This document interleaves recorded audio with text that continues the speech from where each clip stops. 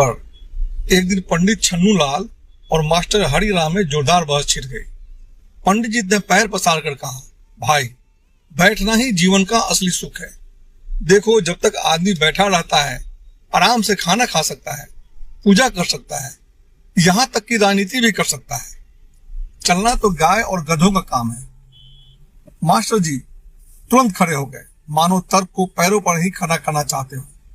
बोले, नहीं पंडित जी, चलना ही तो जीवन का सार है।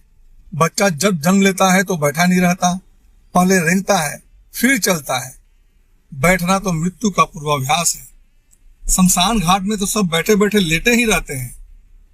पंडित जी ने मूंछों पर ताव देते हुए प्रतिवाद किया, अरे मूर्ख, ध्यान तो बैठकर ही लगता है ना। साधु महात्मा जब बैठते हैं तभी तो ध्यान पाते हैं। चलकर या दौड़कर किसे मुक्ति मिली है? मास्टर जी ने ठहाका लगाते हुए कहा, भाई साहब बात तो आप सही बोल रहे हैं।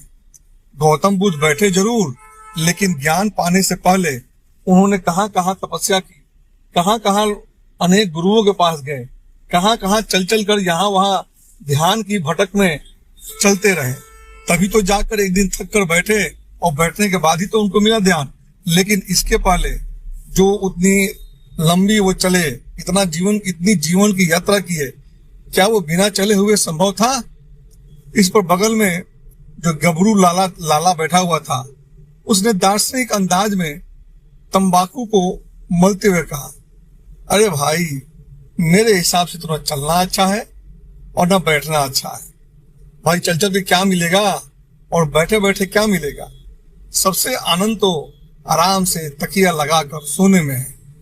जब तक आप सो रहे हो तब तक न भूख, न राजनीति, न भगवान, न ईश्वर, न किसी की भी जरूरत है। जब वो सब बात कर रहे थे तभी वहां पे एक बकरी आ गई और बकरी आके जो गबरू लाला था उसकी धोती खाने लगी। लाला घबरा कर उठकर खड़ा हो गया और अपने धोती को खींचने की कोशिश में धड़ाम से गिर पड़ा। सारे के सारे लोग हंसने लगे और जो बकरी थी वो तो धोती को चबा कर भाग गई। सारा का सारा चौपाल ठहाकों से गूंज उठा। अब यहाँ पे मास्टर जी और पंडित जी थोड़ी देर तक तो चुप रहे, फिर कहे, अरे भाई सही बात है, चलो बहस में क्या रखा है, चल के लेटते ही हैं।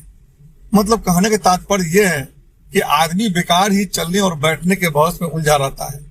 जब थक गए तो लेट जाओ, जब लेटे से उब गए तो खड़े हो जाओ और खड़े होकर अपना कार्य करो। न कोई अच्छा है न खराब, सब अपने अपने समय पर उपयुक्त है।